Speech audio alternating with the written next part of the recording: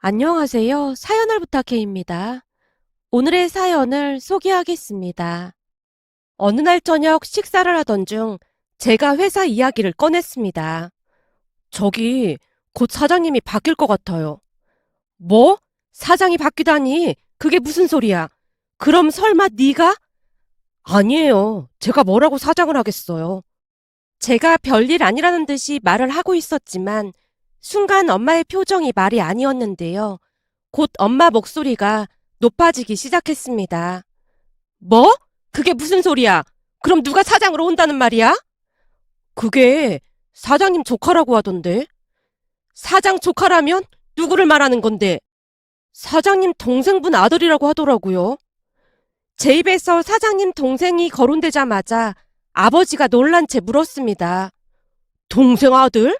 설마 영준이를 말하는 거냐? 맞아요. 이영준이라고 했던 것 같아요.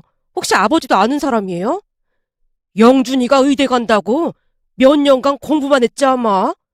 몇 년이 뭐야? 6년도 넘게 의대 간다고 공부만 했었는데 잘 안 됐나 보네. 저도 사장님한테 그 얘기는 들었어요. 의대 가려고 계속 공부만 했었다는데 결국에는 잘 안 됐다고 하더라고요. 그럼 의대 포기하고 다른 대학을 간 건가?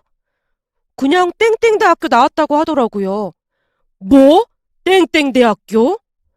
순간 아버지의 입에서 실수가 터져 나왔습니다. 그 실수의 의미를 누구보다도 잘 알고 있었기에 저도 아버지를 따라 웃고 있었는데요. 아니, 그럼 그런 실력으로 의대를 간다고 몇 년을 그러고 있었던 거야? 그렇잖아도 사장님도 황당하다는 듯이 말을 하더라고요. 근데 그런 사람한테 회사를 맡긴다고 했다고? 사장이 직접 말한 거냐? 네, 오늘 사장님이 직원들 앞에서 공표했으니까 확실한 거겠죠? 제가 씁쓸한 표정으로 대답하고 있었는데요. 엄마가 다시 목소리를 높여 아버지를 원망했습니다. 그러게 내가 뭘 했어. 처음부터 그런 회사 가면 안 된다고 몇 번이나 말했잖아. 데려갈 때는 온갖 가만히설로 데려가 놓고는 이제 와서 핏줄을 안 치겠다. 이래서 내가 처음부터 그렇게 말렸던 거야. 근데 당신한테 아무 말도 없었던 거야? 글쎄, 요즘 많이 바쁜 모양이더라고. 당신 이제 어쩔 거야? 어쩌긴 뭘 어째. 당신이 지금 남 일 말하듯 말할 때야? 그래서 처음부터 내가 그렇게나 반대했는데 당신이 기철씨 그런 사람 아니라고 믿어달라며. 근데 이제 와서 우리 아들 팽당하게 생겼는데 이제 어쩔 거냐고. 당신은 무슨 말을 그렇게 해? 우리 아들이 팽을 당하긴 무슨 팽을 당했다고 그래. 지금 이게 팽당한 게 아니면 뭐냔 말이야.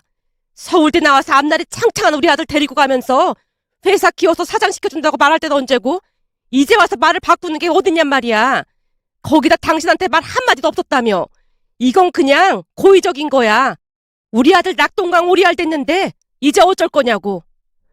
엄마가 분노 가득한 표정으로 아버지를 쏘아보고 있었습니다. 여보, 진정 좀 해봐. 기철이랑 내가 하루 이틀 본 사이도 아니고 한 동네에서 나고 자란 형제 같은 친구야. 다른 사람은 다 뭐라고 해도 난 기철이 믿어. 지금 이 상황을 보고도 그런 말이 나와? 내가 보기엔 기철 씨 마음이 돌아선 거야. 생각해봐. 사업도 확장할 정도면 돈도 많이 벌었겠다. 우리 같은 사람들을 신경이나 쓰겠어?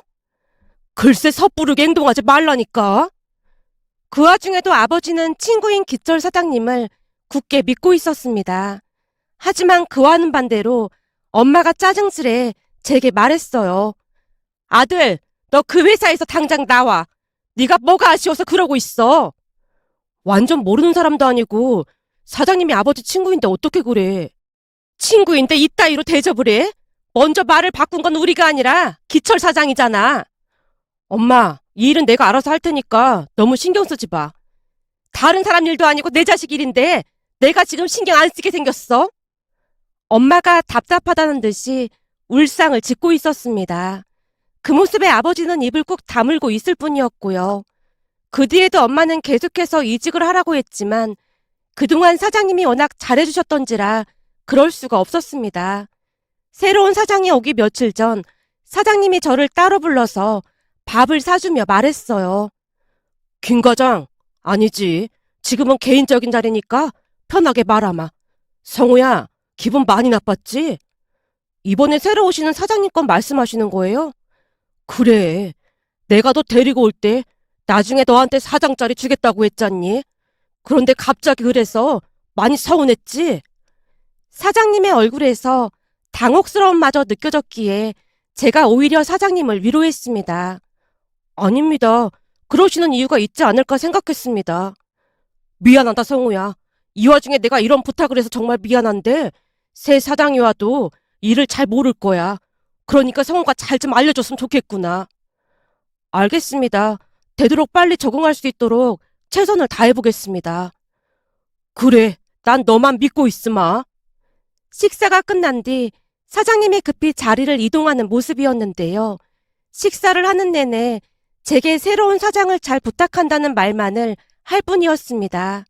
그런 사장님의 모습에 저도 사람인지라 약간은 서운할 수밖에 없었는데요. 제게 미안함보다는 새로운 사장님을 걱정하고 있는 게 역력해 보였으니까요. 그러면서 문득 엄마의 말이 머릿속을 스치고 지나갔습니다. 돈 좀 벌었다고 사람이 변한 거라니까. 결국 우리 아들이 자기 핏줄이 아니라고 팽시킨 거야. 엄마는 그 말을 매일같이 반복하고 있었어요. 그래서 그랬는지는 잘 모르겠지만 약간은 배신감 같은 것이 느껴지면서 서운한 마음을 감출 수가 없었습니다. 엄마 말처럼 저는 처음부터 이 회사에 들어올 생각이 추후도 없었으니까요. 그런 저를 사장님이 어르고 달랬습니다. 성우야, 지금은 아주 작은 회사지만 이 아저씨가 잘 키울 자신 있다. 그러니까 네가 조금만 도와다오. 그러다 나중에 내가 사업을 확장하면 네가 이 회사를 맡아서 운영하면 되잖니. 제가 회사 운영을요? 네 꿈이 사업하는 거라며. 그러니까 일찌감치 준비하는 게 낫지 않겠어? 사장님이 온갖 감언이설로 저를 꼬신 건 분명했습니다. 엄마는 그런 사장님을 못마땅해하며 저를 말렸고요. 옛말에 화장실 들어갈 때만 하고 나올 때 마음이 다르다는 말이 있어. 서울대 나온 네가 뭐가 아쉽다고 그런 조그만 회사에서 시작을 하려고 해. 이왕이면 큰 물에서 놀아야지. 내가 직접 회사를 키워서 운영하는 것도 나쁘지 않잖아. 나쁜 조건은 아닌 것 같은데? 엄마가 말했잖아. 사람 마음이라는 게 참 간사한 거라고. 그러니까 섣불리 생각하지 말고 잘 생각해봐. 확실한 건 엄마는 반대야. 특히나 네 아버지 친구 회사잖니. 그것도 그냥 친구가 아니라 하나뿐인 절친이잖아. 혹시나 나중에 얼굴 붉힐 일이 생길 수도 있고 말이야. 난 무조건 반대야. 엄마가 몇 번이나 반대 의사를 표했지만 저는 이미 마음을 굳힌 상태였어요. 아버지 또한 저를 응원해줬고요. 그래, 네가 키워서 직접 사장까지 하면 그보다 좋을 게 뭐가 있겠어. 아버지는 무조건 찬성이야. 거기다 예전부터 기철이 머리가 아주 비상했거든. 머리 좋은 두 사람이 힘을 합하면 한번 해볼만 할 거야. 결국 제가 지금의 회사에 들어가겠다고 선포를 했고 엄마가 걱정 가득한 표정으로 한숨만 내쉬고 있었습니다. 그런데 갑작스레 사장님 동생분의 아들이 사장으로 온다는 말에 엄마뿐만 아니라 아버지도 많이 놀란 모습이었어요. 하지만 아버지는 티를 내지 않으려 노력하는 모습이었습니다. 그렇게 얼마 뒤 새로운 사장이 부임해왔고 제가 업무에 대해 브리핑을 하고 있었는데요. 잠시 이야기를 듣고 있던 새로운 사장이 짜증스레 말을 꺼냈어요. 그만하면 됐고 정리해서 내 책상에 갖다 놔요. 그리고 전 사장님이 김 과장한테 유난히 각별했다고 들었는데 저는 인맥 따지고 그런 사람이 아닙니다. 네? 그게 무슨 말씀이세요? 그러니까 내 말은 김 과장 아버지와 전 사장님이 절친이라면서요. 지금부터는 그런 인맥으로 일할 생각하지 말고 제대로 하라 그 말입니다. 아, 네, 알겠습니다. 그리고 비록 내가 김 과장보다 나이는 어리지만 사장 대우 똑바로 하고요. 네, 알겠습니다. 라며 제가 자리로 돌아왔는데요. 전 사장님과는 달라도 너무나 달라 보였습니다. 그냥 보더라도 저를 견제하고 있다는 게 느껴졌다고 해야 할까요? 사장이 바뀌고부터 제 인생도 성두리째 바뀌어가고 있었는데요. 틈만 나면 사장이 저를 못 잡아먹어서 안달이 났다고 해도 과언이 아니었거든요. 거기다 사장이 바뀌면서 조금씩 균열 같은 것이 생기기 시작했습니다. 그동안은 잘 모르고 있었는데 서대리가 제게 불만이 꽤나 많았던 모양으로 마치 간신배 마냥 사장 옆에서 이간질을 했어요. 어느 날은 격리 주연 씨가 제게 귀뜸을 해주기도 했습니다. 김 과장님, 그동안 몰랐는데 서대리가 좀 그렇더라고요. 그러니까 서대리 조심하세요. 서대리가 왜요? 제가 주연 씨에게 묻자 서대리와 있었던 일을 이야기해줬습니다. 평소 서대리가 주연 씨에게 관심이 많았던지라 약간은 으스대면서 말을 했다네요. 내가 주연 씨니까 특별히 말해주는 건데 김 과장은 이제 한물 간 것 같으니까 주연 씨도 라인 잘 타야 할 거야. 이 작은 회사에서 라인 탈 게 뭐가 있다고 그래요? 없긴 왜 없어. 작은 회사일수록 이 라인이 엄청 중요한 거야. 그래야 회사를 편하게 다닐 수 있을 거 아니야. 거기다 승진도 해야 하는데 당연히 라인을 잘 타야 하는 거지. 김 과장만 봐도 그렇잖아. 전 사장님한테 예쁨 받으니까 바로 과장 달고 승승장구했었잖아. 물론 하루아침에 낙동강 오리알 신사가 됐지만 말이야. 김 과장님은 서울대 나온 인재잖아요. 거기다 우리 회사 일을 모르는 게 없을 정도로 다 알고 있고요.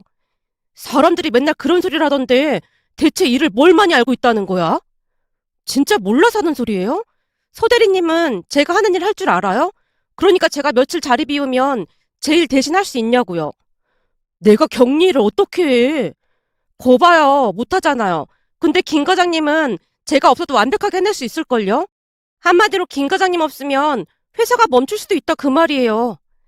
에이, 그건 오바다. 김 과장이 일을 많이 한다고 쳐도 회사가 안 돌아가게 왜 안 돌아가겠어? 원래가 다 돌아가기 마련인 거야. 그러니까 주연 씨도 그만 라인 정리하고 우리 쪽에 붙으라고. 나중에 땅을 치고 후회하지 말고. 요즘 사장님이 나를 완전 신뢰하고 있거든.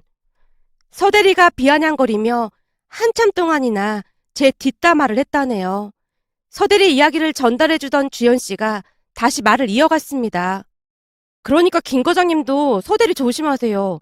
제가 보니 지금 사장님한테 미주알 고주알 다 일러 바치는 모양이더라고요. 그거야 본인 선택이니 어쩔 수 없는 거죠 뭐.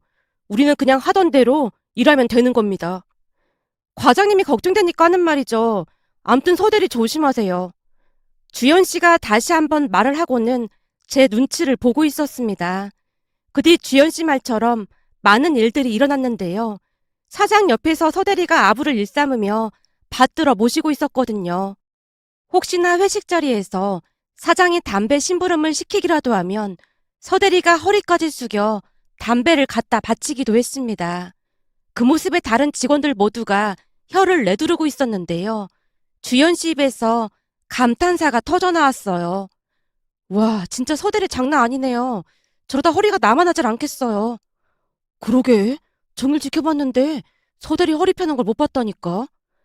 저 정도로 정성인데 나중에 차기 사장님 되는 거 아니에요? 혹시 모르니까 서대리한테 잘 보여야겠네요. 주연 씨와 직원들이 쑥덕거리는 소리가 들려왔습니다. 그런데 그런 와중에 사장이 갑자기 벌떡 일어나더니 저를 보며 비아냥댔습니다. 우리 회사 인재인 김 과장님은 내가 마음에 안 드는 모양입니다. 그게 무슨 말씀이세요? 아니, 우리 큰아버지께서 김 과장 중심으로 일을 하라고 하길래 엄청 기대를 하고 있었거든요. 근데 내가 보니 그동안 뻥튀기가 많이 된 것 같아서요. 사실 김 과장은 서울대 나온 것 빼놓고 뭐 볼 게 있나요? 그동안 큰아버지가 예뻐해서 모든 게 과장된 게 아닌가 하는 생각이 들더라고요. 제가 뭐 잘한 게 있겠습니까? 저는 그냥 사장님이 지시하는 것만 했을 뿐인걸요. 내 말이 그 말입니다. 요즘은 창의적인 생각을 하는 게 엄청 중요한데 김 과장은 그런 창의성에서 많이 떨어지더라 그 말입니다. 아무래도 큰아버지께서 그걸 보고 저를 이 자리에 앉힌 것 같고요. 제가 들어보니 원래 이 자리가 김 과장 자리였다면서요? 그래서 직원들이 다들 큰아버지보다도 김 과장 눈치를 더 많이 봤다면서요? 글쎄요. 그건 저도 잘 모르겠습니다. 사장의 말에서 가시가 잔뜩 느껴졌기에 제가 대답을 회피했는데요. 모를 리가 없겠죠. 그동안 이 회사에서 왕노릇을 했으면서. 사장님, 저는 절대 왕노릇을 한 적이 없습니다. 그래요? 왕노릇을 한 적이 없다고요? 그럼 다들 왜 그렇게 김 과장 눈치를 보고 있는 겁니까? 내가 뭐만 물어보면 김 과장한테 확인을 해봐야 한다는 말을 달고 살던데 이래도 내 말이 틀렸다는 말입니까? 사장님, 그건 오해가 좀 있는 것 같습니다. 오해요? 무슨 오해요? 그건 아무래도 제가 업무를 다 알고 있다 보니 실수를 하지 않기 위해 직원들이 저한테 확인을 하고 있는 것뿐입니다. 중기청이나 그런 곳에 보낼 서류는 꼼꼼하게 봐야 하는 부분이 있어서요. 중기청? 그게 뭔데요? 네? 아, 그게 순간 말문이 막혀서 제가 당황한 채 있었는데요. 사장 옆에 있던 서대리가 급히 사장에게 알려주고 있는 듯해 보였습니다. 그 모습에 정말 한심할 수밖에 없었는데요. 비록 부임받아온 지 얼마 되진 않았지만 전체적인 회사 흐름을 파악했어야 함에도 사장은 일에 전혀 관심이 없는 듯해 보였습니다. 보고를 하러 갈 때마다 못 알아듣는 부분이 너무나 많았으니까요. 그 부분에 대해 설명을 하려고 하면 짜증부터 내기 일쑤였고요. 그랬으니 저도 더 이상 알려주고 싶지가 않았습니다. 암튼 서대리가 사장귀에 속삭이고 있던 순간 저도 모르게 한숨이 새어나오고 말았는데요. 그도 그럴 수밖에 없었던 것이 전 사장님과 힘들게 일궈낸 회사의 앞날이 그저 깜깜하기만 했으니까요. 하지만 사장은 자존심만 센 그런 사람이었어요. 특히나 제게 불만이 많았고 어떻게든 저를 깎아내릴 생각밖에 없는 사람 같아 보였으니까요. 회식날 제가 한숨 쉬는 걸 본 사장은 더욱 본격적으로 갈구기 시작했습니다. 일적인 부분에서 수도 없이 사람을 달달 볶아댔을 정도였는데요. 어느 날은 사장이 제게 단도직입적으로 말을 꺼냈습니다. 김 과장, 앞으로는 서대리 통해서 보고하도록 해주세요. 오해는 하지 말고 내가 지켜보니까 서대리가 김 과장보다 훨씬 알아듣기 쉽게 잘하더라고요. 사장이 한껏 깔보며 희죽거리고 있었습니다. 그 말에 저도 더 이상 상대하고 싶지 않아 대답했어요. 네, 알겠습니다. 그럼 그렇게 하겠습니다. 김 과장, 혹시 기분 나쁜 건 아니죠? 아닙니다. 제가 기분 나쁠 일이 뭐가 있겠습니까? 이래서 서울대 나온 게 전부가 아니라는 겁니다. 공부만 잘해서 혼자만 똑똑할 뿐이지 회사에는 도움이 전혀 안 되잖아요. 사장이 워낙 막말을 많이 했었기에 그날도 그냥 참아 넘기고 말았는데요. 저도 사람인지라 시간이 갈수록 점점 비위가 상해갈 수밖에 없었습니다. 하지만 저는 이를 악물고 참고 또 참았습니다. 그러다 어느 날은 결국 폭발하고야 말았는데요. 그날따라 주연 씨가 제게 말을 꺼냈습니다. 과장님, 직원들이 과장님이랑 저녁에 술 한잔 하고 싶다고 하는데 같이 갈 수 있어요? 오늘이요? 오늘은 여자친구 만나기로 해서 좀 어려울 것 같은데요. 과장님, 여자친구한테 엄청 잘하는 거 다 알고 있어요. 그치만 사장님 바뀐 뒤로 직원들이 너무 힘들어하고 있어서 과장님이 관리를 좀 해줘야 할 것 같아요. 제가 주제넘게 이런 말 하기 좀 그렇긴 하지만 지금 우리 회사에 과장님밖에 믿고 의지할 사람이 없잖아요. 그러니까 같이 가서 직원들한테 따뜻한 말 한마디 해주세요. 서대리 때문에 다들 불만이 이만저만이 아니란 말이에요. 이러다 직원들이 한꺼번에 그만두면 진짜 큰일 나잖아요. 주연 씨의 말을 거절할 수가 없어 여자친구에게 전화를 걸어서 약속을 취소한 뒤 직원들과 저녁 식사를 하게 되었습니다. 평소 직원들이 좋아하던 초밥집이 있어서 그곳에서 식사를 하며 이런저런 대화를 하고 있었는데요. 아무래도 서대리가 염탐을 하고 있었던 모양으로 잠시 후 사장이 초밥집으로 들어오는 게 아니겠어요. 그 모습에 모두가 놀란 채 자리에서 벌떡 일어나고 말았는데요. 순간 사장의 입에서 기가 막힌 말이 터져나오기 시작했습니다. 김 과장, 이제 보니 내 뒤에서 사람들 선동하고 있었던 겁니까? 네? 그게 무슨 말씀이세요? 그렇잖아요. 이런 자리 만들어서 사장 뒷담화나 하고 그러고 있는 거 아닙니까? 잔뜩 흥분한 사장의 얼굴이 시뻘겋게 달아올라 있었습니다. 그리고는 하지 말아야 할 말까지 하고 말았어요. 김 과장, 내가 보니 이 초밥집 가격이 꽤 비싸던데 회사 카드로 이런 곳에서 밥이나 먹고 있고 이래도 되는 겁니까? 내가 보기엔 김 과장이 하는 일보다 연봉이 너무 많다는 생각이 드네요. 당장 법인카드 반납하세요. 라며 사장이 뒤를 돌았습니다. 그 순간 저도 모르게 이성을 잃게 되었고 제가 사장에게 소리쳤어요. 사장님이 그렇게 생각하신다면 저는 회사를 그만두겠습니다. 지금 회사에 들어가서 사직서 작성하고 짐 정리해서 나오겠습니다. 김 과장, 지금 나를 협박하는 겁니까? 일개 과장 따위가 감히 어떻게 사장님을 협박하겠습니까? 능력 없는 저는 이만 물러날 테니 건승하시길 바라겠습니다. 아무래도 술이 조금 들어갔던지라 더욱 이성을 잃었던 게 아니었나 싶었습니다. 그런데 제가 말을 끝내고 그곳을 나오려고 하던 찰나에 다른 직원들도 반기를 들고 일어났습니다. 그럼 저도 그만두겠습니다. 김 과장님 안 계시면 회사 일이 안 돌아갈 게 뻔한데 저도 못 다니겠습니다. 저도 그만두겠습니다. 라며 다른 직원들도 저를 따라 나서고 있었습니다. 그 모습에 사장이 괴성을 질러댔어요. 그래 다들 그만둬. 니들이 그런다고 내가 무서워할 줄 알아? 거만한 사장의 목소리가 식당 안을 가득 메웠는데요. 그 모습만 보더라도 회사 일을 얼마나 파악하지 못했는지 알 수가 있었어요. 결국 저는 회사에 사표를 냈고 짐을 챙겨서 나왔습니다. 나머지 직원들을 말리기도 했지만 이미 잔뜩 겁에 질린 직원들은 자포자기한 모습이었어요. 과장님 나가시면 중기청 일부터 세금 문제, 무역 관련 업무까지 우리가 어떻게 해요? 그동안 배우긴 했지만 그게 쉽게 할 수 있는 일이 아니잖아요. 거기다 미수금 받는 것도 과장님이니까 받아온 거지. 우리가 가면 씨알도 안 먹힐걸요? 월급도 많지 않은데 스트레스 받으면서 일하고 싶지 않습니다. 거기다 사장보다 서대리 비위 맞추는 것도 더 이상 못하겠고요. 그렇게 우리는 짐을 싸서 회사를 나와버렸습니다. 집으로 가던 중 여자친구에게 전화를 해서 나오라고 했는데요. 여자친구 나영이가 제 얼굴을 보자마자 물었어요. 성우야, 무슨 일이야? 나영아, 진짜 미안한데 더 이상은 못할 것 같아. 못하다니? 뭘 못해? 나 지금 회사에 사표 내고 나오는 길이야. 뭐? 사표를 냈어? 제 말에 나영이가 울상을 짓고 있었습니다. 내가 웬만하면 참으려고 했는데 도저히 못 참겠더라고.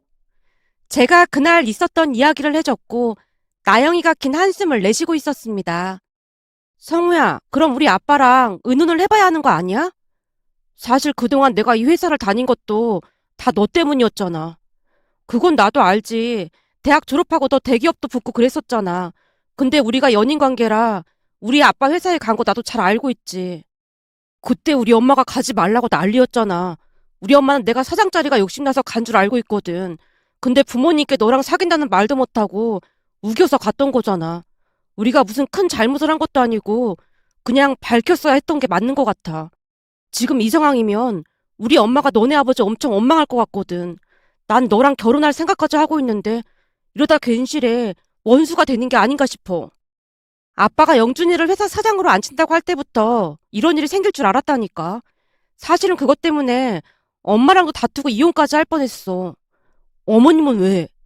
당연히 절대로 영준이 앉히지 말라고 했지. 보나마나 회사 망한다고 말이야. 근데 이번에는 아빠도 고집을 꺾지 않더라고. 우리 생각에는 핏줄을 우선으로 생각하는 그런 기분이었다고 해야 하나?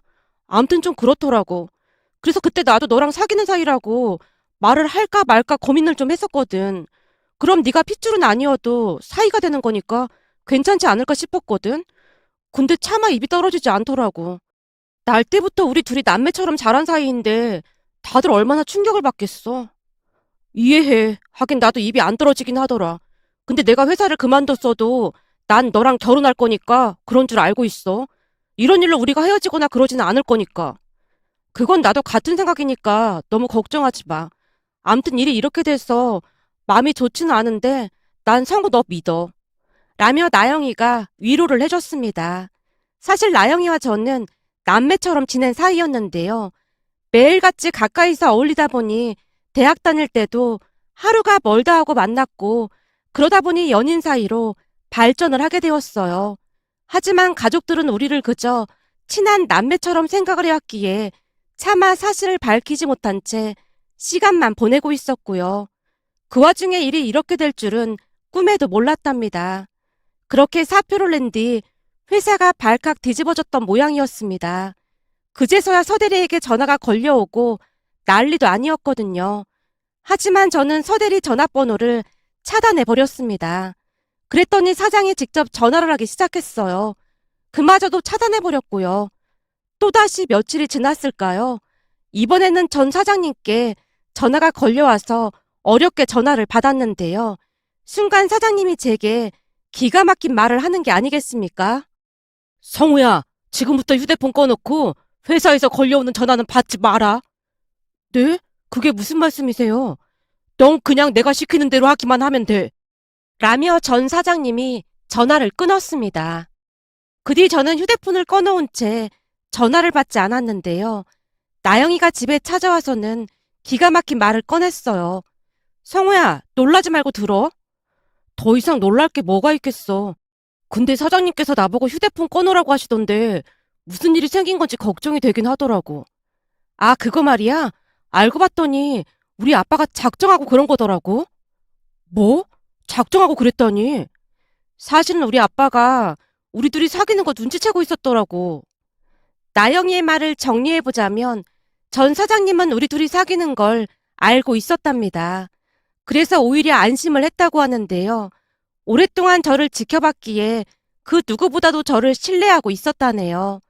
그렇게 사장님이 제게 회사를 물려줄 생각을 하고 있던 어느 날 사장님 동생분이 찾아와서 뜬금없이 당신의 아들에게 사장 자리를 내주라고 했답니다. 물론 처음에는 사장님이 강하게 거절했지만 그동안 자금난이 생길 때마다 도와준 것을 빌미 삼아 압박을 했던 모양이었어요. 사실 동생분이 많이 도와준 건 사실이었으니까요. 그 부분은 저도 일부 알고 있었던 부분이었습니다. 결국 고민에 빠진 사장님이 이런저런 생각을 하다가 조건을 받아들였다고 합니다. 하지만 조카의 인성을 이미 파악하고 있던 사장님은 얼마 가지 않아 회사에 문제가 생길 걸 이미 예상하고 있었고 그걸 빌미로 조카를 내쫓을 생각이었다고 하네요. 아빠가 그러시더라고. 물론 작은아빠에게 돈을 다 갚았지만 우리 둘이 결혼하게 되면 사위한테 주는 꼴이 되는 건데 작은아빠가 난리 칠 거라고 말이야. 그렇잖아. 작은아빠 입장에서는 그렇게 도와줬는데 팽당했다고 생각할 수도 있는 거니까. 근데 우리가 사귀는 건 언제부터 알고 계셨던 거래? 아빠도 처음에는 몰랐다는데 어느 날 네가 휴대폰을 회사에 두고 나간 날이 있었다는데 그때 내가 보낸 문자를 우연히 봤던 모양이야. 평소 우리가 하던 대화랑은 많이 달랐으니까 이상하게 생각을 하셨겠지. 그래서 알아보다 보니까 우리 둘이 사귀는 걸 알게 되셨다고 하더라고. 한마디로 아빠는 사촌동생이 어떤 사람인지 잘 알고 있어서 이런 일이 일어날 걸 미리 알고 계셨던 것 같아. 근데 아빠가 생각했던 것보다 훨씬 빨리 일이 일어났고 말이야. 그러니까 성우 너는 그냥 모른 척하고 있어. 그 말만을 하고는 나영이가 돌아갔는데요. 그 뒤 회사가 난리가 나면서 영준 사장이 빌미를 제공하게 된 셈이죠. 결국 영준 사장은 사장 자리에서 내쫓기듯 내려올 수밖에 없었습니다. 그리고 저는 모두의 예상대로 사장 자리에 올라갔고요. 어느 날 전 사장님이 제게 말을 했습니다. 사장을 아무나 하는 게 아니야. 얼마나 쉽게 봤으면 아무렇지도 않게 와서 억지를 부렸겠어. 그동안 자금난 겪을 때마다 동생이 도와준 게 있어서 차마 거절할 수가 없더라고. 근데 사장님께서 빌린 돈에 대해 이자까지 엄청 많이 쳐서 갚으셨잖아요. 그래도 마음의 빚이라는 건 어쩔 수가 없는 거야. 어려울 때 도와준 건 사실이잖아. 이제는 그 자리의 무게를 알게 됐으니까 더 이상 말을 안 할 거야. 근데 니들은 우리를 감쪽같이 속이고 있었더라. 어쩐지 대학 졸업하고 그 좋은 회사 다 마다하고 흔쾌히 우리 회사에 온다고 했을 때부터 조금 이상하긴 했어. 사장님이 저를 노려보고 있었습니다. 아니, 기회를 봐서 말씀드릴 생각이었습니다. 근데 다들 우리를 남매 보듯 하니까 이상하게 입이 떨어지지 않더라고요. 사람 마음이라는 게 어떻게 할 수 있는 게 아니잖아요. 처음에는 나영이 엄마가 충격을 좀 받은 것 같더구나. 그니깐요. 그래서 우리도 입이 안 떨어졌던 겁니다. 암튼 이렇게 된 김에 니들 결혼 서두르자. 양가 집안에서 놀란 마음을 진정시킬 틈도 없이 우리는 결혼식을 올렸습니다. 부모님도 큰 충격을 받은 모양으로 제게 도둑고양이라는 말까지 했을 정도였으니까요. 그 뒤 사표를 냈던 직원들이 다시 돌아왔고 그러면서 서대리가 가장 난감해질 수밖에 없었는데요. 사장 자리에 올라가자마자 제게 영준 사장 뒷담화를 시작으로 온갖 아부를 해대기 시작했습니다. 그 모습이 역겨워서 구토가 치밀어 오를 지경이었어요. 다른 직원들이 다들 혀까지 내두르며 인상을 쓰고 있었고요. 하지만 그런 서대리에게 아부하지 말라고 단도직입적으로 말을 하며 모든 건 업무로 평가를 할 것이라고 하자 씹은 듯한 표정을 짓고 있었습니다. 그 뒤 결국 눈치만 보더니 사표를 내는 모습이었어요. 물론 사표는 바로 처리했고요. 직원들 누구도 서대리 사표를 안타까워하는 사람이 없었습니다. 요즘도 하루하루 바쁘게 회사에서 일을 하고 있지만 회사가 승승장구하고 있는 모습에 하루하루가 행복하기만 하답니다. 며칠 전 아내와 함께 식사를 하던 중 아내가 말을 꺼냈어요. 영준이 말이야, 이번에 들어갔던 회사에서 또 쫓겨났다나 봐. 아직도 지가 사장인 줄 알고 그렇게 행동을 하고 다니나 봐. 예전부터 구제불능이더니만 평생 저러고 살 건가 봐. 작은 아빠가 아빠한테 당신 밑에서 일하게 해주면 안 되겠냐고 물었다던데 아빠가 딱 잘라서 거절했다고 하더라고. 라며 아내가 어이없다는 듯이 웃고 있었습니다. 그 말을 듣다 보니 문득 예전 일들이 떠올라 이렇게 글 남겨봅니다. 오늘의 사연은 여기까지였습니다. 즐겁게 보셨다면 구독, 좋아요 부탁드립니다. 고맙습니다.